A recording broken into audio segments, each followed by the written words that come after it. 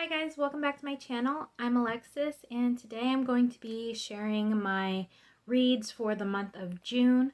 I know I did not post anything for the month of May.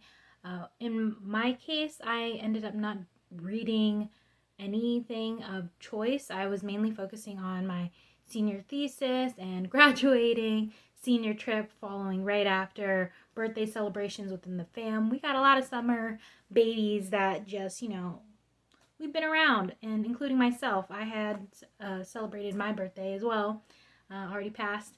I'm not going to share when it is because y'all don't need to know my age. But, anyways, I did read 7 books for the month of June. Proud to say I'm keeping it up-ish.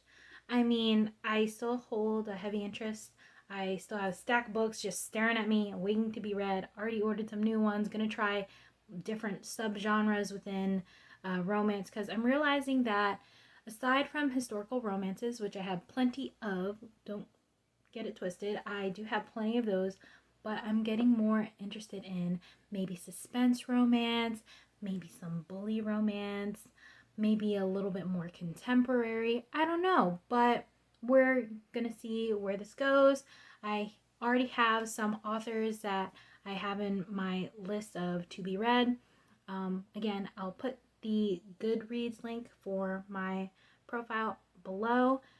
Basically, I end up rating whatever I finish between 3 to 5 stars.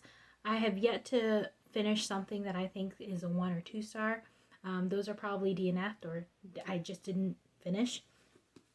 So I'll be first going over the title so that way you can get an idea of what I stuck with. Again, for the month of June, I did do all historical romances. So if you're not really interested in that, feel free to click out of this video. I completely understand. I'm just sharing my input, which, mind you, I haven't really read a lot of books of choice until this past December. And I know I'm late, but I've always been interested in things, but never interested enough to look into it myself, aside from school projects and just deep diving into those topics that I was interested in. But in terms of reading fictitious or fantasy or anything like that, I never found something that, I got hooked on. I read Harry Potter. I read Hunger Games, the typical mainstream stuff, but I never dove into something completely on my own without having earlier notions about it from an outside source, if it was created into a movie or a TV series, things like that. But anyways, I'm starting to ramble. Sorry about that. First one I read was Lorraine Heath's Falling into Bed with the Duke. I'll go over them in a minute. Donna Fletcher's was next for Return of the Rogue. This was, I'll again get into it as I go on. Pushing forward, I got Kinley McGregor's Master of Seduction. I did show this in a haul before along with its sequel, which I'm reading now, but I'll show a review when that's completed. It's definitely going to be featured in the month of July because I'm literally quarter in. It's going to be finished within a couple days for sure. But yes, I got this one. This was enjoyable as well. Pirate romance. It turns out this author actually goes under pseudonyms as well. So if you do end up checking their backlist, now you know. I didn't know, but now I know. And you can know. Next, first book I've ever read by Lisa Kleypas, Then Came You. The new cover, apparently a lot of her backlist had setbacks, but there's no way I'm gonna get a hold of those. She's pretty well known. She's one of the first authors I heard of, but this was the first time I picked it up. So yeah, this also thoroughly enjoyed, but I'll get into it in a moment. Next, Eloisa James, Kiss Me Annabelle. This is a Scottish romance. I believe those are considered Highlander romances. Again, still learning the terminology, but look at that. That's just so cute. Ewan is her partner. Again, I'll go into this as I show you. This next one, Georgiana's Secret. I will reflect my thoughts in a moment because it's just I can't get into it right now. I'll do it as I go in order. And then lastly, at my second read by Lisa Kleypas, again, The Magic. This is the first, or well, technically it's a prequel to one of her series. I can't put my finger on it now because, again, this is the first book I picked up from that series and probably the only one I'm going to read from it right now. I mean, I haven't developed an interest in the other ones. I heard the most about this from that series because this is a friends to lovers romance and second chance romance. So, yeah, I'll get into it as I push forward. But I know I already took 6 minutes just talking about the titles, and I'm sorry. But, we're gonna push forward. So, starting off with Falling into Bed with Duke, I will go over briefly what I mentioned on Goodreads. So, Minerva is on the verge of spinsterhood, and when she decides to go to a club for lovers, she, intends to lose her virginity, and ladies wore masks to remain anonymous and protect their reputation, while men didn't. So, you see the double standard in there, which makes sense historically. And there she met Ash, who admired her just based on the form of her legs, through her clothing. Their chemistry is lit, and, it's just, that's how it is. That's how it starts. So Ash, he lost his parents young and was raised with other boys. Later, they were known as the Hillians of Havisham. The Hillians of Havisham is the name of the series this is from. I do intend on reading the next 3 books, I believe. I believe there's a total of 4 in this series, if I remember correctly. But yes, I do intend on reading the sequels. Or was it? No. Oh my god. Okay. I remember now. Okay. I'm sorry. I'm wrong. There's only 2 other books. Because someone passed and, the other person, gets with their woman. So, yeah. That's the next book, which I haven't read yet. But sorry. Yes, there's only 2 other books in this series. And Ash sought to rid the nightmares about his parents because his parents died in a fire. And he always had these nightmares about graphic images and charred bodies. So that's inherently why he decides to go into photography, not just because it's his passion, but also to help rid himself of those nightmares that haunt him all the time. And he's just fascinated by Minerva and her legs, her gorgeous legs. So to me, the story was cute, but I didn't find myself unable to put it down. I still, like I said, intend to read the sequels. So, yeah, but I mean, I could see myself going back to it in the long run. Just not something that I would, constantly be thirsting to read over and over again. That's just, no. Not in that case, anyway. Next, I again will have Return of the Rogue by Donna Fletcher, which is this lovely one here. This is definitely a Highlander romance. I've been binge watching booktubers to find my recommendations and things I'm interested in. My Goodreads was not active for a long period of time, and now that I have, accessed it again, it's kind of bizarre how long I already have my to be read list. But yes, this is one of the Sinclair brothers. And there are 4 in this series. This book is about the eldest brother who returned because originally he was captured by this enemy clan or whatnot who was trying to take over their place. And he comes back and comes to find that he is contracted to marry a woman that he didn't think he wanted to marry. But of course, they eventually fall in love. So, yes, her name is Honora. Honora? I believe it's how you pronounce it. Honestly, I don't know how to pronounce it. And Caven. I gave this 4 stars.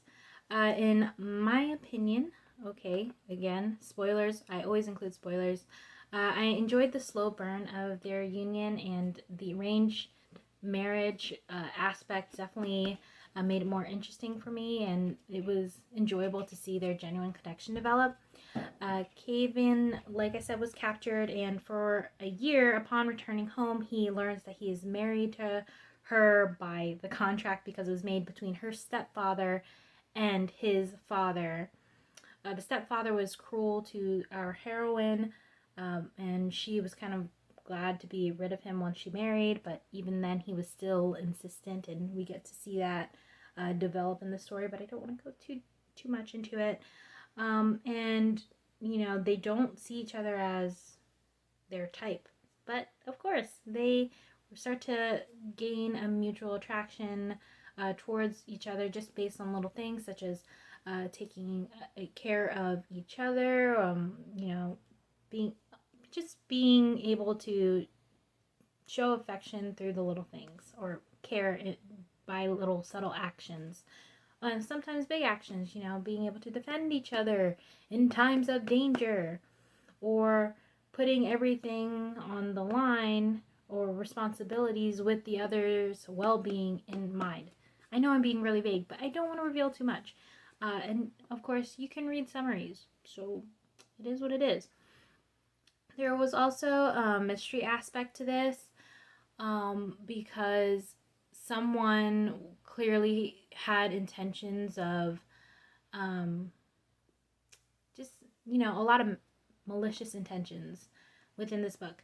And man, I don't want to spoil too much, but again, if you decide to click on my Goodreads account and see my reviews, I'm just telling you, I include spoilers and my favorite moments. Dogs are featured in this. I thought that was cute. Yeah, that just made me like, the last book that I read that involved pets was the one with Bridgerton, Eloisa Bridgerton from Julia Quinn's series. Yeah, that was the last time I read one with pets featured, and this was just so cute. I mean, like I said, 4 stars. After that one, I read Master of Seduction by Kinley McGregor, and that's the first book in the Seawolf series.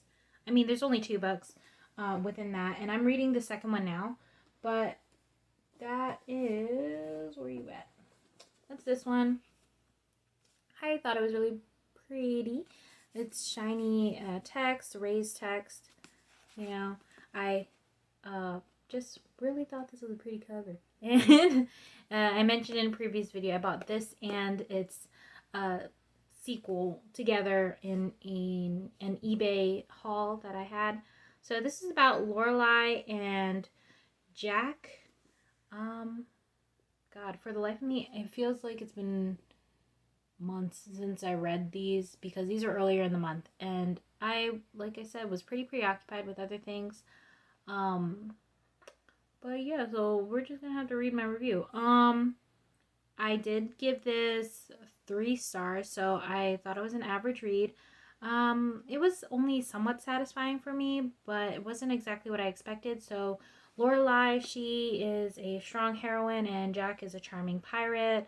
I could appreciate their relationship development, but the story,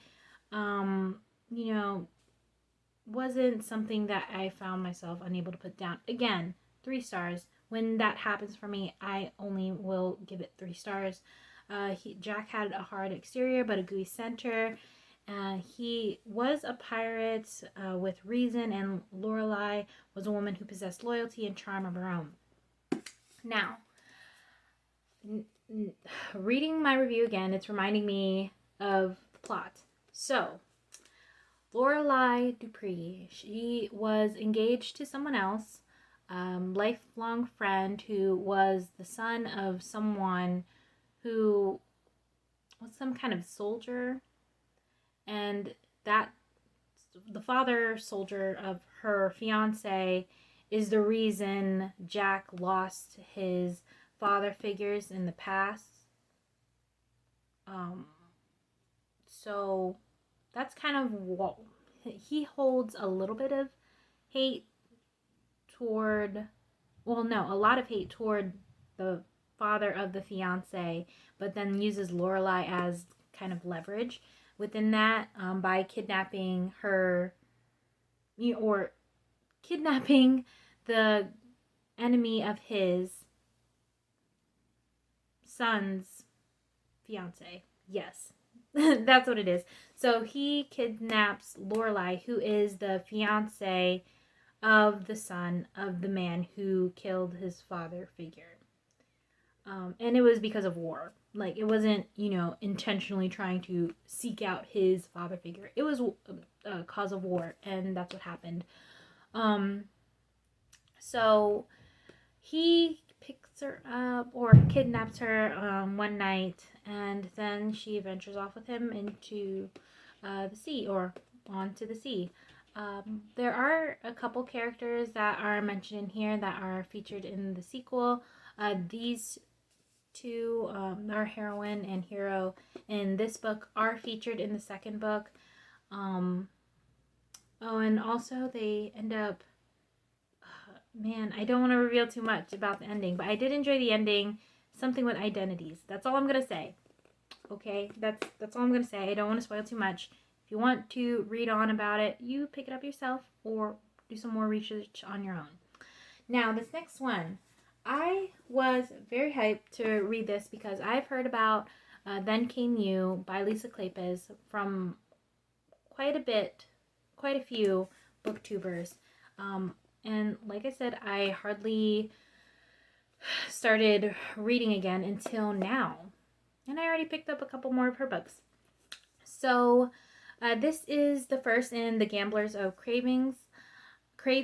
And this book, our lead is Lily Lawson, and her love is Alex, the Lord of Wolventon. So essentially, Alex was trying to get with Lily's sister. She didn't want that to happen because Alex had a reputation. Of course, they were enemies to lovers. So there's this one particular scene, and again, spoilers. If you don't like spoilers, don't watch my videos. I'm going to spoil it. I'm going to share a little bit about my tips. I gave this 5 stars for sure. I was just in awe. Like, it was so good. No regrets about reading this. So Lily had kind of a rebellious attitude. Alex was pretty cold at first. But of course they had daunting past experiences, and they just needed some thawing and a bit of affection, and that they gave each other.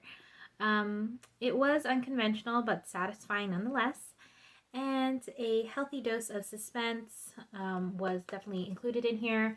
I will say that the sequel to this, Dreaming of You, I have it already. It's okay. So there is a guy in here who was friends with Lily, kind of, but he came from a pretty poor background, so he never thought he was good enough for her. So he let her go and never showed her proper affection, whereas Alex always did and was trying to protect her, even though he basically won a bet with her, or a gambling game with her, in order to win her a night with her. But he pleasured her so well. So, it just got me all giddy. Like, I don't know if you can see me blushing, but it's just so cute.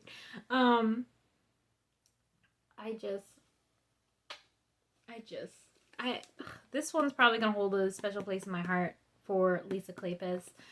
Again, first book I've read by her ever. Yeah, that's a good one right there. The next book I have is Kiss Me Annabelle by Eloisa James. Again, gorgeous step back. Okay, now this one,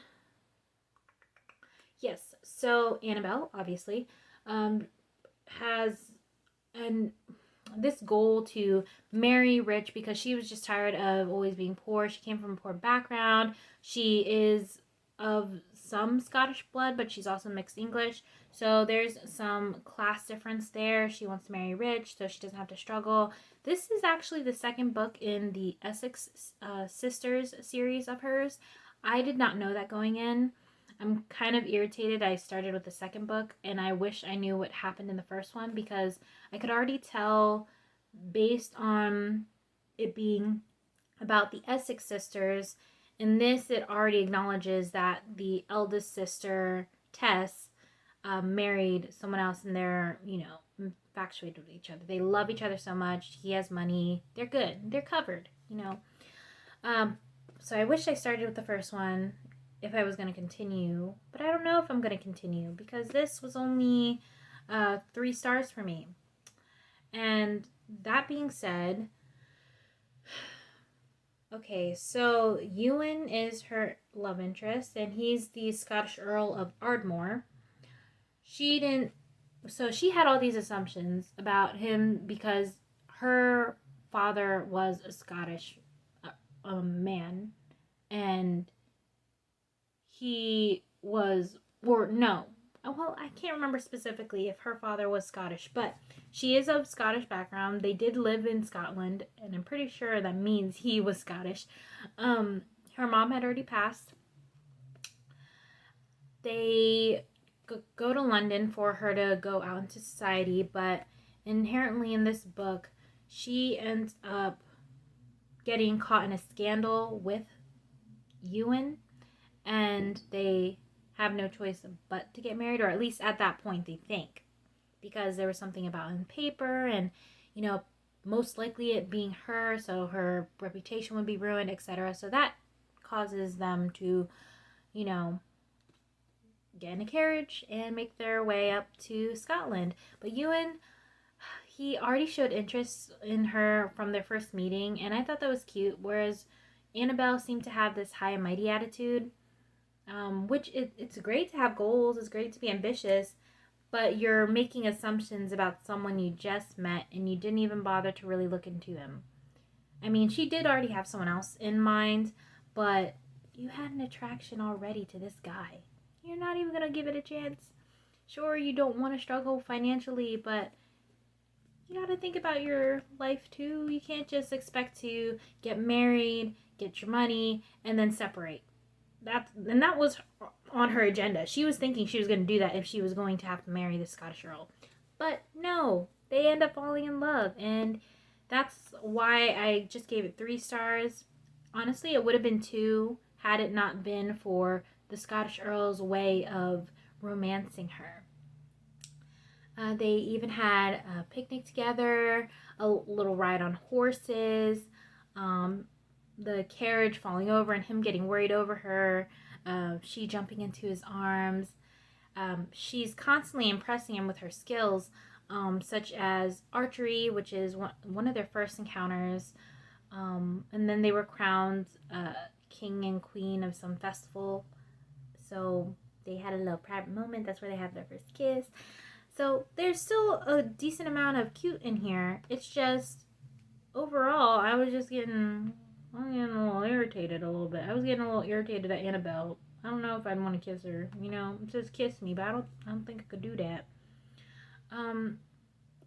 Yes, so there's also a lot of attention given to Imogen and their youngest sister, and people who were sub-characters who were following the main characters in order to stop them from getting married because they thought she didn't have to, considering they avoided the scandal on their behalf after they had already departed for Scotland. I know that sounds so vague, but also a little confusing. Once you read it, you'll understand what I mean. But I just didn't like it going back and forth between their 2 settings, going from the main couple to the people following them, trying to save her, and then they were being all imposing, thinking she didn't want this, but then she changes her mind. I didn't like making assumptions in here, and then clearly it's making a path for Imogen And also, I don't like the name Imogen. I'm sorry if that is your name. I never thought that was a cute name. I'm sorry. But that's her sister's name. And clearly that's making room for her story, which I'm betting is the next sequel. I'm betting on it. And then, of course, the last one's probably the youngest sister, because she's vaguely mentioned in here. But because she's the youngest, she's not really out in society yet. There you go. Uh, I don't know. 3 stars. Not likely going to pick up the other books in the series. I'm kind of annoyed with myself for not realizing it was in a series. But I was just saying, hey, I'm going to get this one because Pretty Step Back, by someone I already read. We're just going to keep going. I'm thinking, oh, maybe I can read this as a standalone, which I guess you can, but it was alluding to the first book, and that's what bothered me because I skipped something that had happened, and clearly they had to work up to get to that point, and I wanted to see that, and I couldn't because I didn't know until I was already in the book. So I was just, oh, and you know what? No, I'm not going to go into it more. I'm already taking a lot of time. Now, this next one, historical romance. However, there is zero smut. Everything else before this and the book after this have smut. This, not at all. It's like it says, proper romance. I didn't realize that there would be no actual semen here. I mean, I would say maybe PG-13. Maybe. Most likely PG kind of book. But, that's fine by me. It was still cute. I still enjoyed it. There was a nice dose of identity here because, Jana's secret. I don't want to share too much. And it's pretty highly rated on Goodreads for something without schmut. And don't get me wrong. I mean, there's plenty of books and movies that have nothing to do sexually, but they end up being very, very enjoyable. I, for one, was not expecting that in this book. I didn't know what to expect, really. I just knew that it sounded interesting based on the plot. The cover is beautiful to me. I essentially picked it up because of the cover, and then I read the plot. But excuse me, I'm not even saying her name right. Georgiana Woodall dreams of freedom, and so essentially, okay, she goes on the ship because her father's captain. Her mom had already passed away, but even then, when her mother was still alive, she and her mother were verbally and at times physically abused by her grandmother on her father's side. Once the father found out, he takes her away from the grandmother and brings her on the ship. But because of everything that could potentially happen to women on boats with pirates and seamen, it was just trying to avoid any issues because she was a woman. So she dresses as a cabin boy and starts going by George by everybody, even though her father always had that nickname for her. She never really liked it, but she kind of had to do it. So she'd been on this ship for 3 years. Then comes Lieutenant Dominic, her love interest. He thinks that George, at first, because she is dressed as a boy, a cabin boy, that, this little boy who's being pampered by the captain, but not trying to move up in ranks, clearly doesn't like the sea or enjoy the sea life at all, who gets bullied by the other boys. No one's really trying to take him under his wing. So what's he do? Dominic decides to take George under his wing, and they develop a friendship. At first, he views George as kind of a boy who needs a father figure, who had no other family. George is an orphan, just feeding into this lie that was created in order to protect Georgiana. But he is smart about it, and when he realizes it, it just I thought that was so sweet. And he didn't force her to tell him. He showed subtle ways that he just wanted to take care of her like a lady, but he knew he couldn't because she was still trying to maintain that secret and she wasn't aware that he knew. I just thought that was so cute. So yeah, I could definitely see myself rereading this again. Definitely something I would recommend for young adults as well. This, like I said, there's zero smut in here, so I wouldn't feel bad about giving this to a teenager, even middle schooler. I could have seen myself reading this in middle school. This is really cute. But yes, and when they finally get together, it's after quite a few instances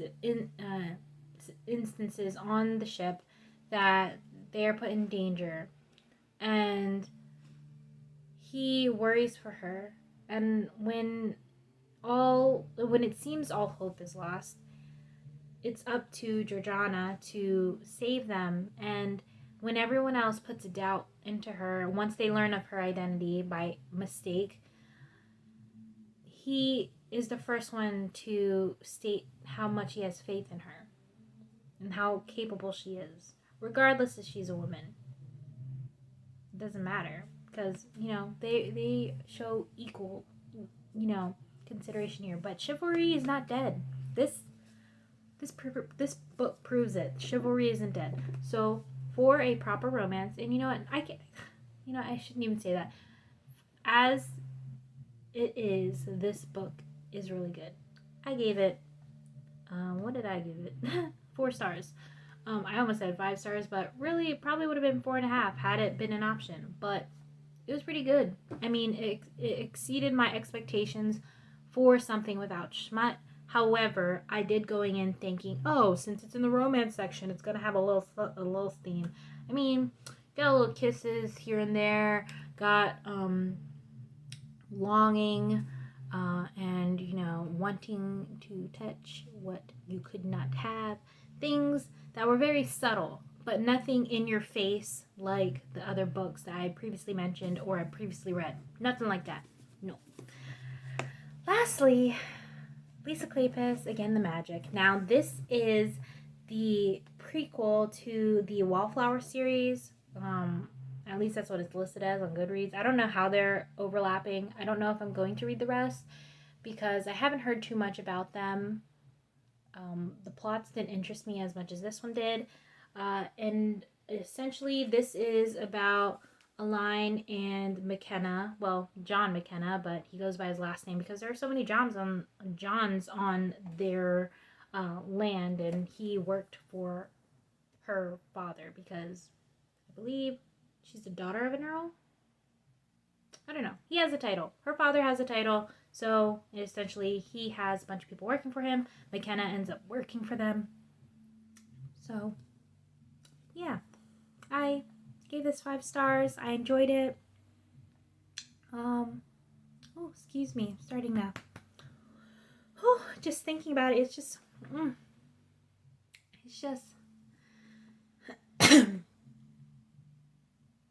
after so much time, from the very beginning in the prologue,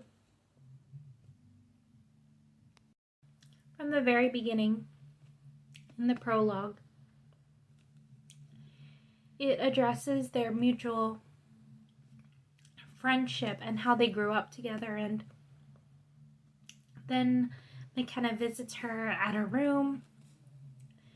She shows signs of jealousy, and then he realizes, I can't be with you anyway because I'm just a cabin boy. What can I do? I can't give you what you need.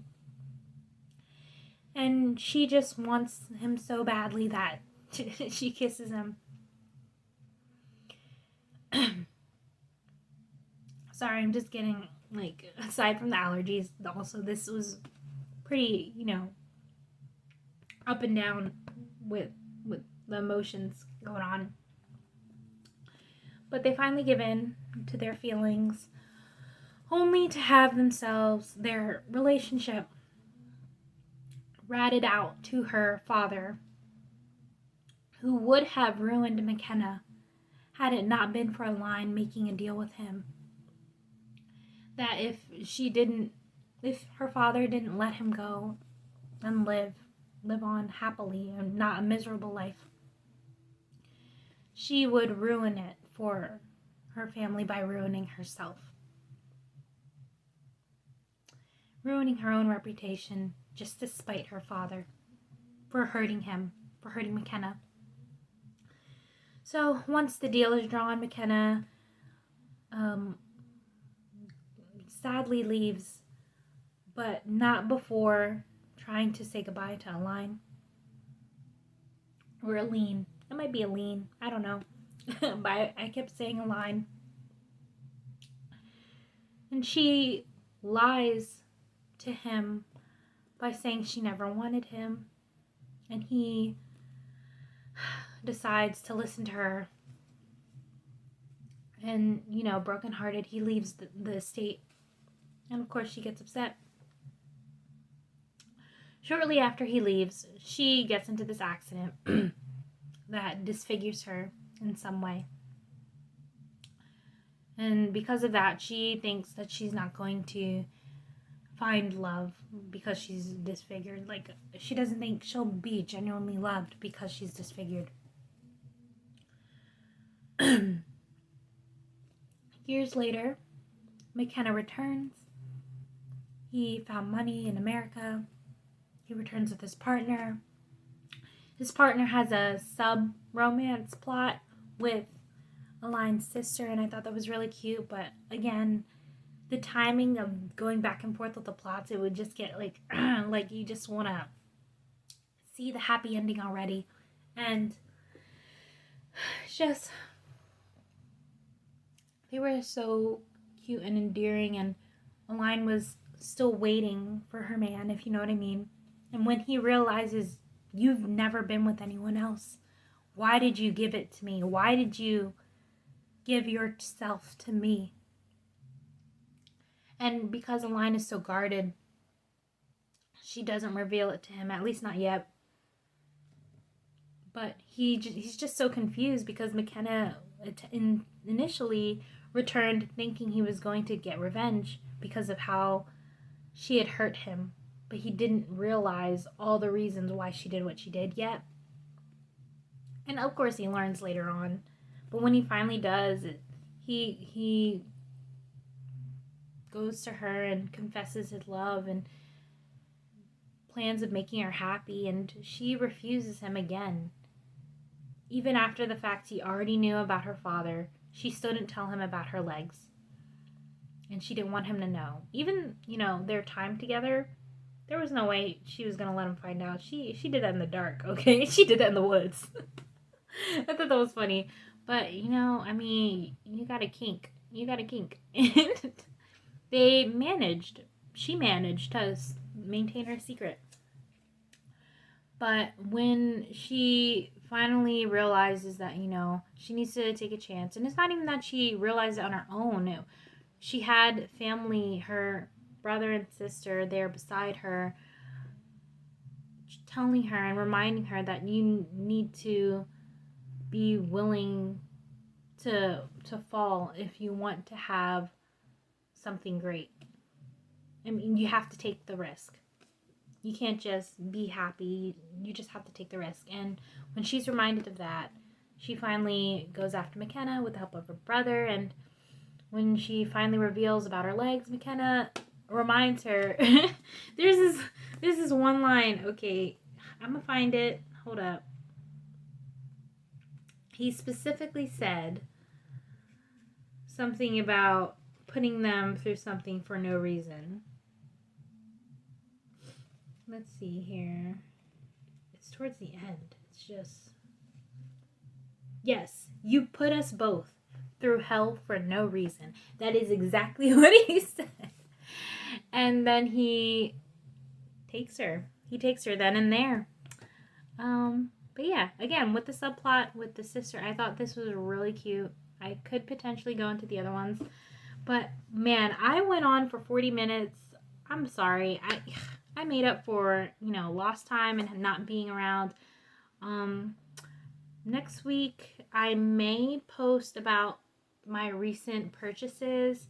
I am getting interested in more, I guess you could say, more diverse books, or no, not even that I wasn't interested, because I've been interested. It's just they're really difficult to find because they're not mainstream go-tos for everybody, and that makes it more difficult to find. But I know they exist. It's just sometimes they're not published, they're not acknowledged, they're not recognized, they're not represented. There's too many issues, but that's all for another video. I'll just see you guys when I see you. Can't make any promises. My goal is to have something for next week, but again, I can't make any promises because I don't know what's going to happen next week. I don't know what I'm going to read next. All I know is that I am currently reading the next book in the Kinley McGregor books. So it's Pirate of Her Own. I'm nearly halfway. This is pretty cute, but again, I am in the middle of binge watching videos about books just to see what else I want to add to my to reads list. I was shopping online trying to figure out what I need to buy next. I just made another thrift books purchase. I already have some things listed on my Honey account to get some savings. I already know the next author I want to dive into. Well, a couple other authors I want to dive into, but I know for a fact whenever I pick up things, I go for the ones that are rated 3 to 4 stars at least. At least. Anything less, don't expect me to pick it up. It has to be like 3.90s or something. 90s and above. 3.9 and above. That has to be the rating for me to want to pick it up. Because if it's not that good for the majority, why would I think that it's going to be good for me? That's just my logic. I don't want to waste my time in 2 and 1s. I need something that's... And who knows? Maybe I might write something in the future. If I do, I probably won't let y'all know. Not for a while. But I just have that interest. And, maybe I'll go into another video of things that I've learned. Because, again, this past month or 2 months, I've learned a lot about myself, about my friends, and just I'm constantly being inspired about different concepts for books, but I have yet to write one in completion. I definitely started something when I was in middle school, but that was barely 2 chapters. But since then, it's always just been little increments and things here and there, so who knows? We'll see.